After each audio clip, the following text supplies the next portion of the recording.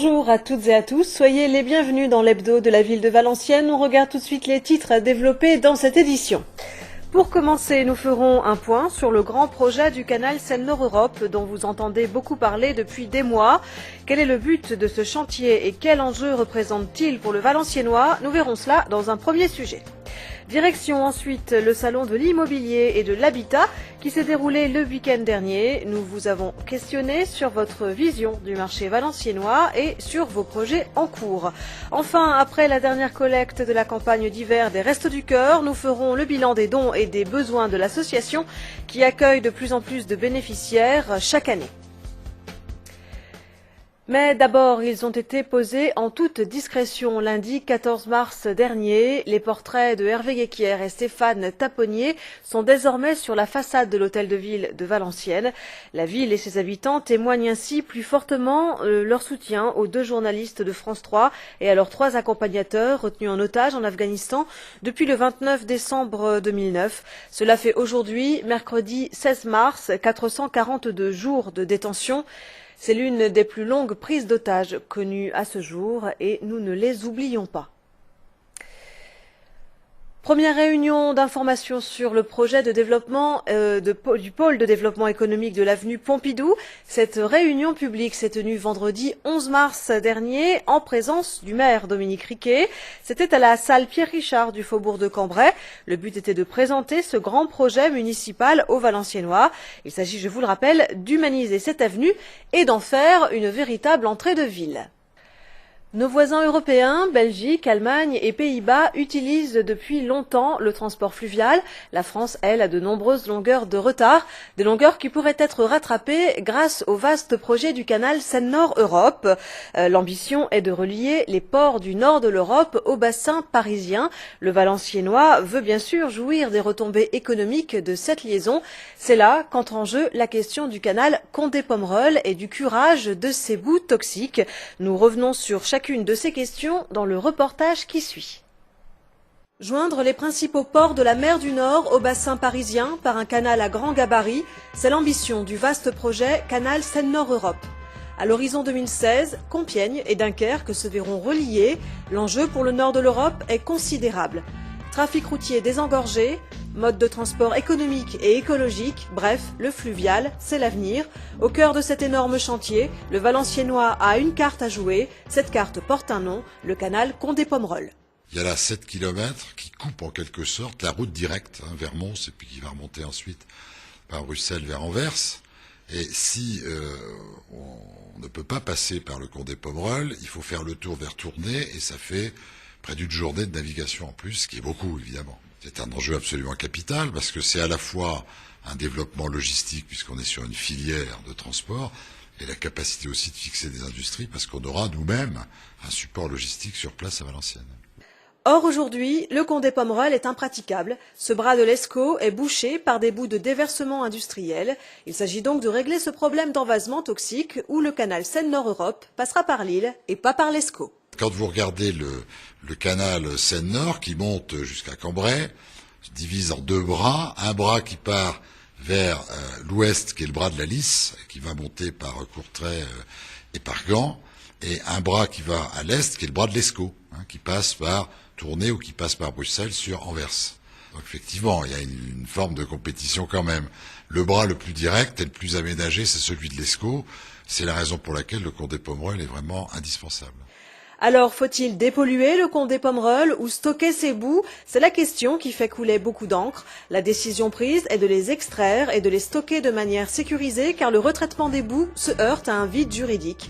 Par ailleurs, les procédés de transformation ne sont pas aboutis. Quoi qu'il en soit, c'est en 2012 que le chantier de réouverture du Condé-Pomerol devrait démarrer. Pour ce qui est du canal Seine-Nord, ce ne sera pas avant 2016.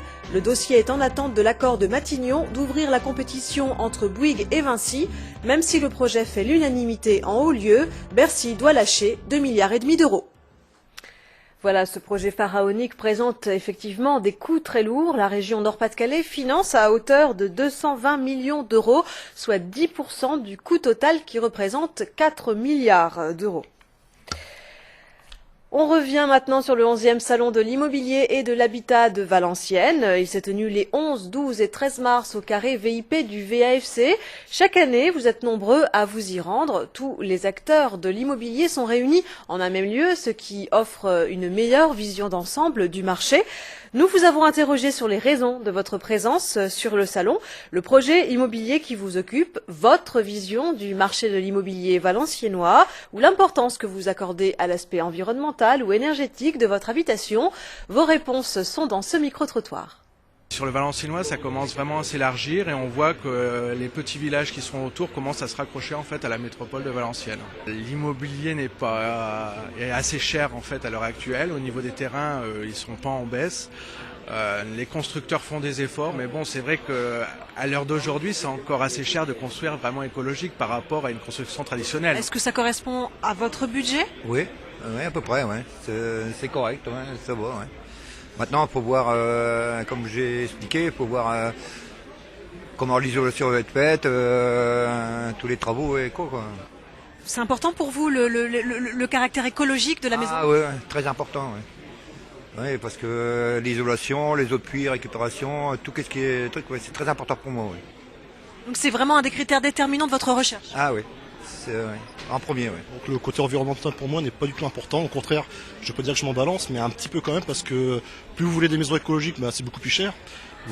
Aujourd'hui, vous savez que les gens, en regardant la porte-monnaie, dont moi le premier, au niveau du crédit, donc j'ai dû fortement négocier le taux, jouer la concurrence. Là encore, je pense que j'aurais pu avoir mieux, mais bon, malheureusement, à un moment donné, il fallait faire un choix. On a choisi Quievrechin pour la construction parce qu'au niveau du prix au mètre carré, c'était entre 90 et 95 euros le mètre carré. Donc un prix quand même convenable, mais je trouve encore un peu excessive.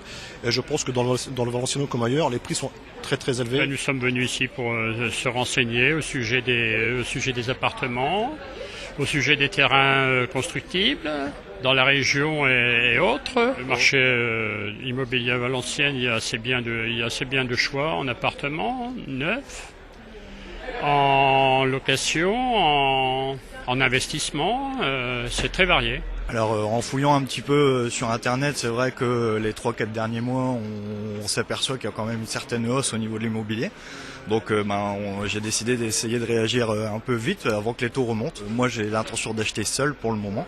Donc bon, on essaye de casser les prix à droite à gauche et je vous avoue que pour le projet dont j'ai l'ambition, c'est quand même assez limite pour le moment. Donc. Est-ce que les considérations environnementales, écologiques sont importantes pour la maison que vous cherchez? Alors ils sont importantes tout d'abord financièrement parce que c'est vrai que l'État nous pousse à acheter ce genre de maison. On s'en rend bien compte au niveau des prêts avec les banques. Il y a beaucoup plus de facilité à emprunter sur ce type de maison. Bon maintenant, comme je me situe vraiment sur une fourchette limite à 10-20 000 euros près, on se tâte toujours d'investir 10 000 euros de plus pour avoir 15 000 euros d'emprunt à taux zéro en plus. Bon, c'est quelque chose qu'il faut calculer, je pense. Et le contexte économique n'a pas seulement des répercussions sur l'immobilier. Vous avez été nombreux le week-end des 5 et 6 mars à répondre à l'appel des Restos du Cœur, comme le montre ce centre de stockage bien fourni, situé à Rheims. C'est une bonne nouvelle. Il faut dire que les Restos du Cœur valenciennois sont le plus gros centre du département, après celui de Cambrai. 1426 personnes sont accueillies chaque jour et 22 350 personnes ont été bénéficiaires des restos en 2010 sur le département. Les chiffres augmentent d'année en année, ce qui n'est pas rassurant. Les personnes âgées, les familles monoparentales et les étudiants viennent depuis peu chercher de l'aide. Lors de la collecte des 5 et 6 mars, 70 tonnes de marchandises ont été recueillies sur tout le département. La campagne d'hiver prend fin le 25 mars, mais l'intercampagne, elle, va démarrer le 3 mai et elle est très importante. On écoute Brigitte Michet, la présidente de l'association départementale des Restos du Cœur du Hainaut-Cambrésis. Elle nous explique pourquoi il faut continuer à donner. L'intercampagne est destinée à aider les familles en grande précarité qui pour nous correspondent à la moitié du barème de référence de l'hiver, qui ont des ressources inférieures à ce barème, à la moitié de ce barème. Ça représente à peu près 12 à 15% des personnes que l'on aide pendant l'hiver. On a beaucoup besoin de produits, d'aliments bébés, de produits qui concernent les bébés, que ce soit d'ailleurs en alimentation ou en produits d'hygiène également pour les bébés, d'une part. Et puis également des produits auxquels on ne pense pas toujours pour les familles, ce sont les produits d'hygiène. bien sûr, parce que c'est pareil, ce sont des produits qui ont un coût pour les familles, qui sont indispensables, ça va de soi. Et donc à côté de l'aide alimentaire, il y a aussi l'aide en matière d'hygiène. Voilà, l'intercampagne s'étale donc de mai à octobre. Les Restos du Cœur sont donc ouverts cet été. Et d'après la présidente, l'augmentation constatée des personnes bénéficiaires est chiffrée autour de 5% par rapport à l'année dernière. Le 10 mars 1959, le peuple tibétain se révoltait contre l'invasion chinoise et pour réclamer l'indépendance du Tibet. Un mouvement populaire très violemment réprimé par la Chine qui eut pour conséquence la fuite du Dalai Lama et de 80 000 Tibétains vers l'Inde. Cela fait 52 ans, d'où cette commémoration jeudi 10 mars devant l'hôtel de ville de Valenciennes. L'hôtel de ville qui avait d'ailleurs hissé le drapeau tibétain en signe de soutien. Aujourd'hui encore, le gouvernement tibétain en exil à Dharamsala, en Inde, continue sa résistance non violente à travers le monde.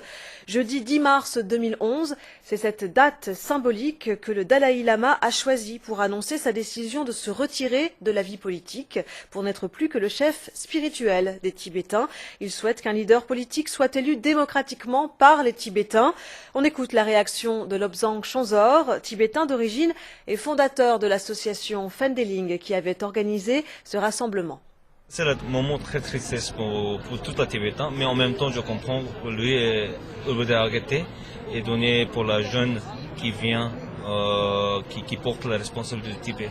Je pense que pour Dalai Lama, lui, il voudrait faire ça, c'était longtemps, mais tout le Tibétain, il ne voulait pas, parce que pour nous, pour tout le Tibétain, lui, il est notre père.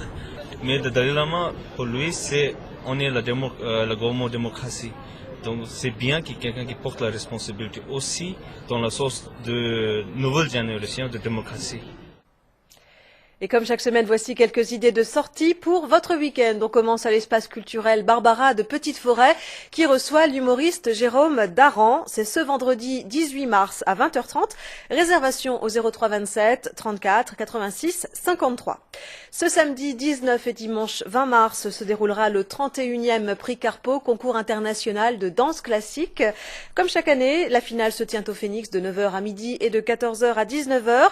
C'est un rendez-vous très important pour les danseurs qui se produiront devant un jury de haut niveau composé de danseurs et de chorégraphes les plus réputés au monde. On reste au Phénix avec Jean-Jacques Milteau qui se produira samedi 19 mars à 20h. Son dernier album, Soul Conversation, est un mélange de blues et de musique noire américaine. Son harmonica sera accompagné des voix de Michael Robinson et de Ron Smith et de la guitare de Manu Galvin. On termine avec le salon Valenticaire et Métiers d'art qui se tient du 18 au 20 mars. C'est la 11e édition, toujours organisée par le Lions Club, Valenciennes Vallée de l'Escaut. 25 artisans d'art seront présents. Vous y trouverez des livres anciens, des bijoux, des tapis, des meubles et aussi des créations d'art, céramique, chapeaux, restauration de tableaux. Un expert agréé sera présent sur le salon si vous souhaitez des précisions. C'est à la salle des sports tertiales que cela se passe. Fin de ce journal, merci de nous avoir suivis.